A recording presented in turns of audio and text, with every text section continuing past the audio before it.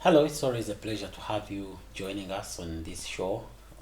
The show is called The African Dilemma, and I'm your host, Nathan Kiwere.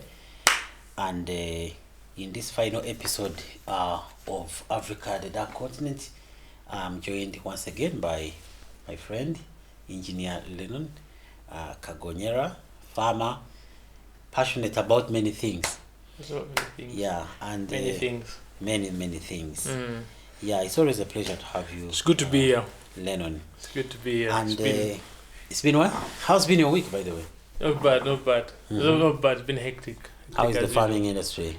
It's alright. Weather's a bit funny. Funny? Mm. How? Very unusual. What do you farming? What are your products? Some of your products? Maize, pigs, milk. Hmm. You have cows? No, we do have cows. Wow, you Yeah. must be a rich man, right? Farming. Farming. Farming. It's a farmer that only gets rich when he sells. When he sells the farm. How do you reconcile farming with engineering and stuff? Farming, engineering. I think the principles are very good for. I think enjoying the fundamentals are solid. I think you can go with them in any field that would work. Yeah, I think engineering is a very good fundamental for any other field. Interesting. Yeah. Coming back to our topic, we are concluding the issue of colonization, colonialism, and how it affected the African society to date. All right? We talked about the idea of how these people came and partitioned Africa, which was previously hitherto borderless, Yes, and the kind of impact that had to date. up to date. And then part of the colonial project, Yes.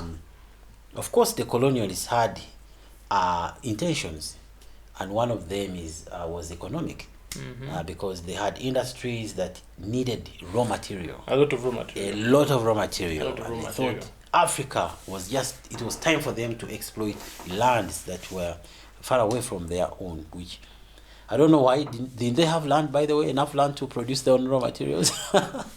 If I just keep wondering. Or maybe they don't have fertile land, labor, and all that stuff. I think you have a few dilemmas there for the Europeans in that time.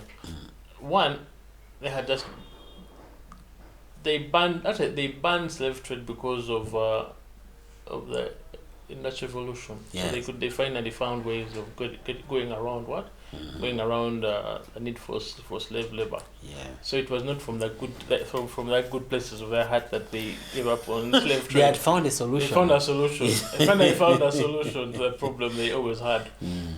So now you have a place, but then you're thinking there's all this land that can be availed. That's not productive. And so for them, in that thinking, I think they thought they could just put that land to work, and then they had labor.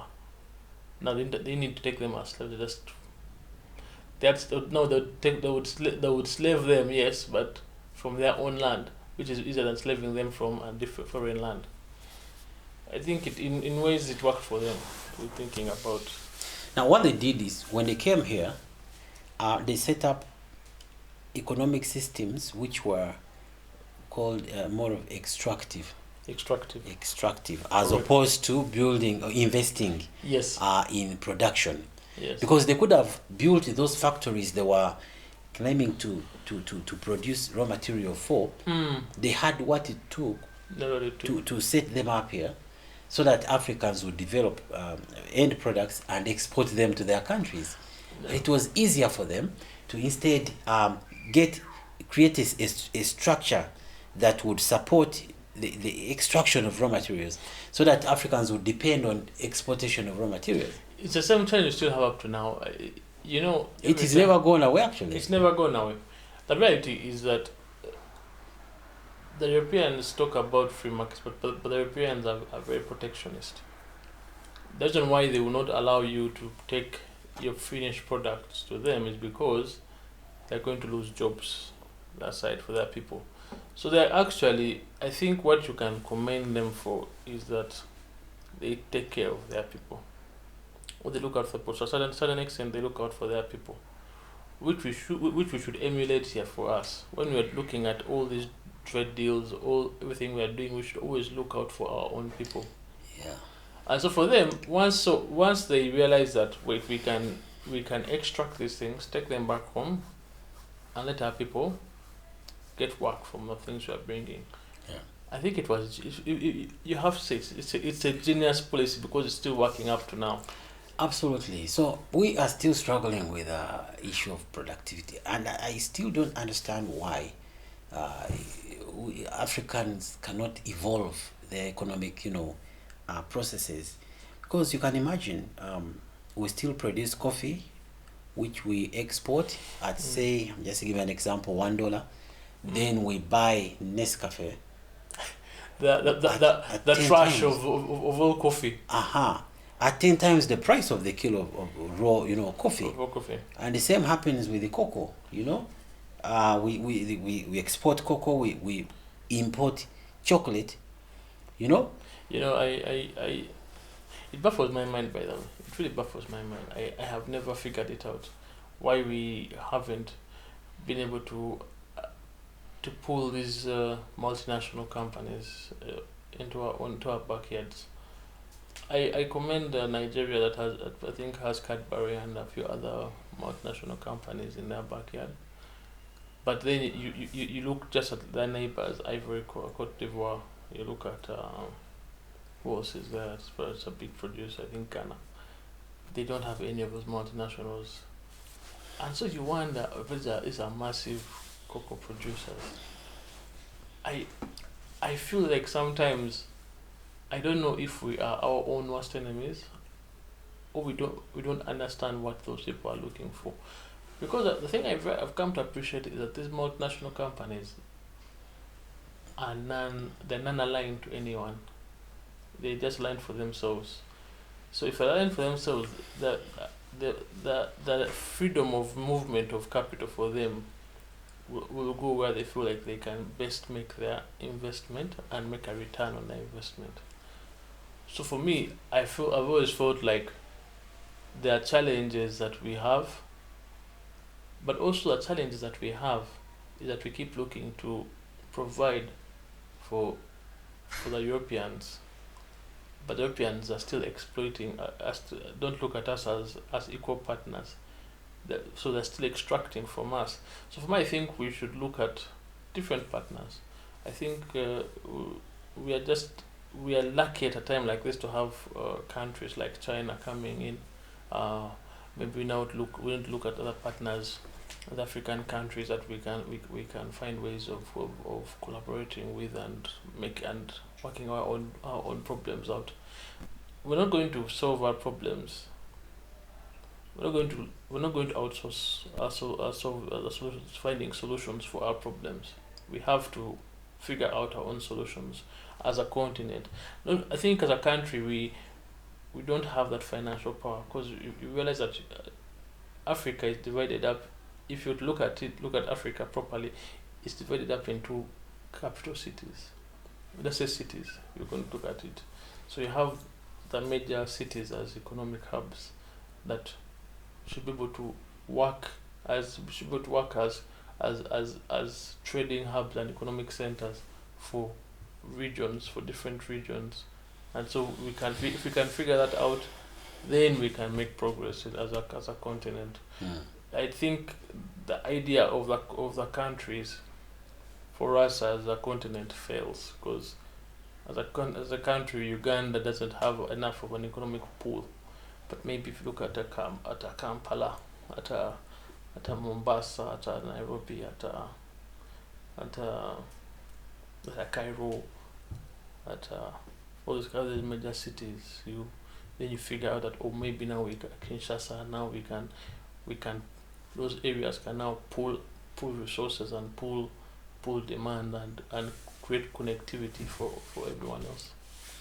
And of course, the colonial enterprise or project had to come to an end eventually. It did have to come to an end. Either because of the pressures from the African nationalists, and oh, they are willing. No, I think what broke the back was, for the British was World War II. World War II broke the imperial back of the British. They didn't have the stomach for it anymore.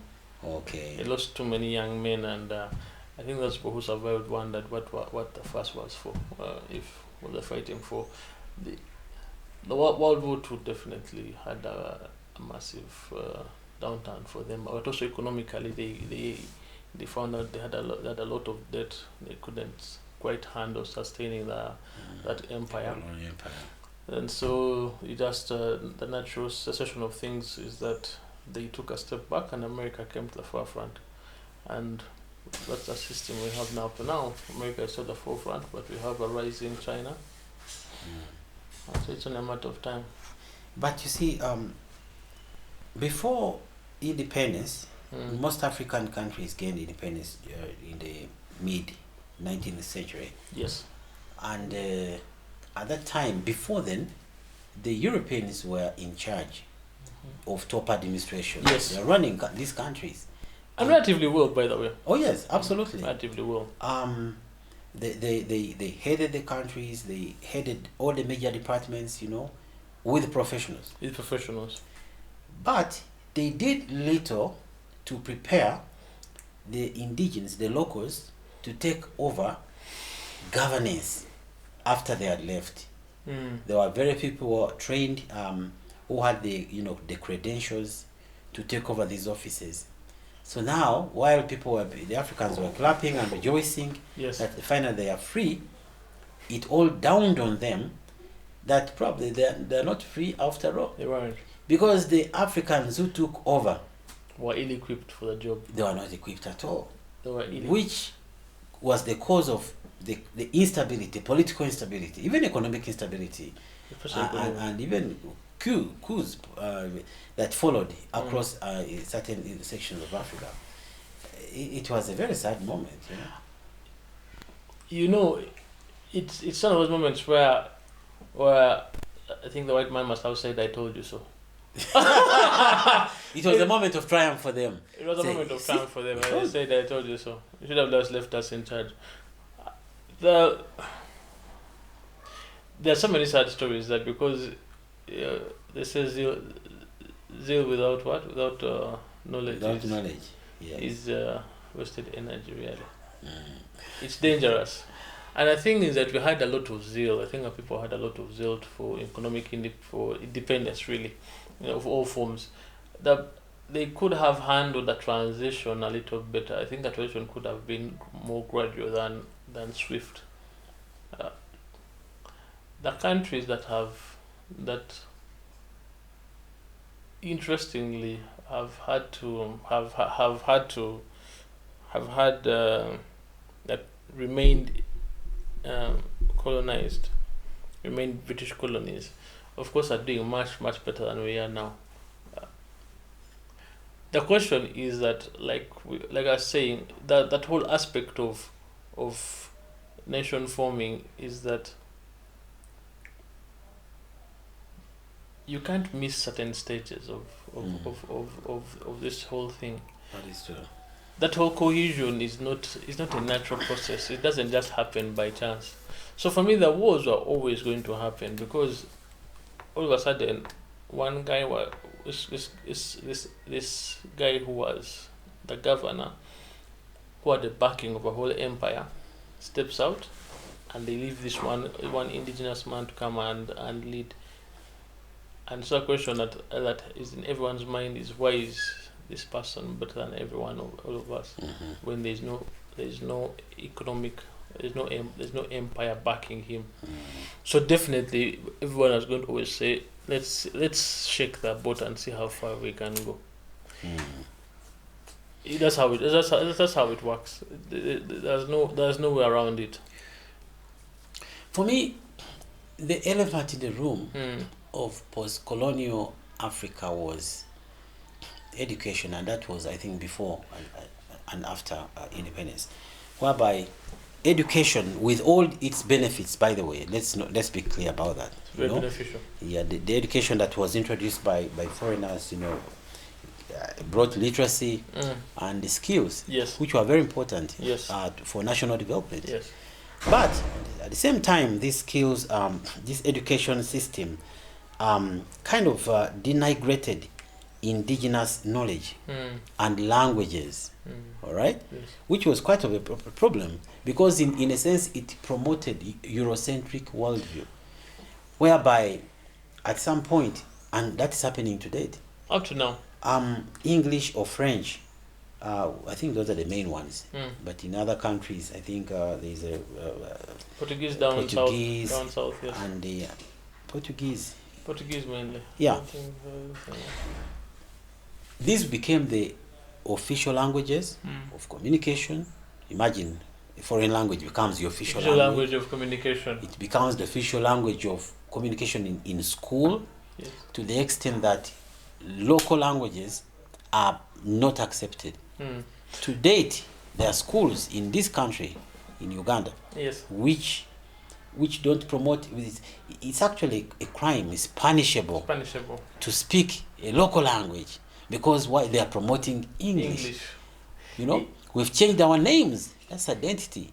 To English names. Some of these people could have named us because it was easier, because locals normally had difficult names, especially if you go to countries like Nigeria. So they say, we give them our names so that it becomes easy. Lennon, Peter, what? You know, it's the whole identity thing. Now you think in English. I think in English. It's I weird. think in English. I'm not an Englishman. It's ingenious from these people. These guys, they thought out the whole mechanism in every sense, by the way. You know, up to now, for you to make the most amount of money as a writer, you have to write in English. You have to write in English, as in I make my money because of the English language. That's not the thing. So you have to literally have everything you're doing in some way or form in the English language. We're going to make money, because the English language is how they have. So for me, it's a most subtle form of colonialism they have put over us, over the world, actually, if you think about it. Because even now, the Chinese who figured it out and teach in the native language, still have to produce things in what? In English. Correct. For export and all the rest. Yes. Yet there are billion plus people. So you realize that these guys understood that if you're going to look an economy, there are some basics that you have to have. Language is how they looked that economy out. They looked people out that economy so they could take a hold of it. So language for me was very important in that aspect. Of course, now when you want to show people that, when you want to, the identity was just, that one was just, I don't even know what the thought was there, but they destroyed everything that was African about us when they took away our languages and made us, and we call our children English names. We just have to put a surname that is, we console ourselves with surnames that are local. But you find that the